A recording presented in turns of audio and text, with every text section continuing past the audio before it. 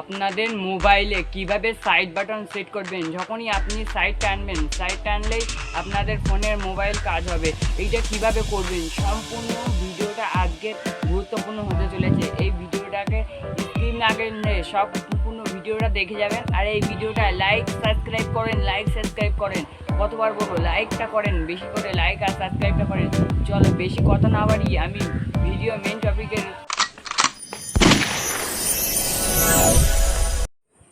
আমার মোবাইলে normal button set করা আছে। এরকম আমার মোবাইলে নর্মাল বাটন সেট করা আছে। আমার কোনো সাইড কাজ করছে না, সাইড বাটনের কাজ করছে না। এবার আপনি সাইড বাটন কিভাবে সেট করবেন, আপনাদের মোবাইলে সাইড বাটন কিভাবে সেট করবেন আমি দেখিয়ে দিচ্ছি। আপনাদের সবার প্রথমে আপনাদের সেটিংসটা ওপেন করে দেবেন।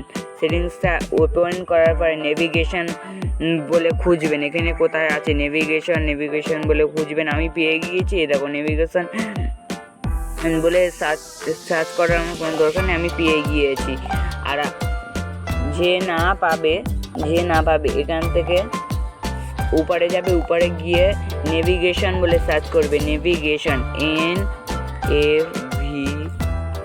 নেভিগেশন বলে সার্চ করার পরে দেখবে চলে আসবে। এখানে চলে এসেছে, নেভিগেশন বলে সার্চ করবে, চলে আসবে। এই চলে এসেছে, এখানে ক্লিক করবে।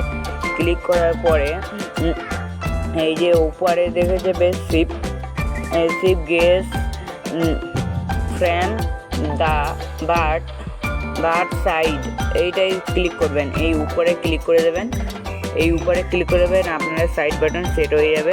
এই যে আমার সাইড বাটন এই দেখো সেট হয়ে গেছে। আমি তোমাদের দেখিয়ে দিচ্ছি, মোবাইলে গিয়ে দেখিয়ে দিচ্ছি। দেখো সাইড বাটন সেট হয়ে গেছে। আমি যেই দিকে পাবো সেই দিকে সাইড বাটন কাজ হবে। এখন সাইড বাটনের কাজ দেখতে পাচ্ছ তো, সাইড বাটনের কাজ হচ্ছে। ভিডিওটা ভালো লাগে লাইক সাবস্ক্রাইব করে দেবে আর ফলোটা করে রেখে দেবেন।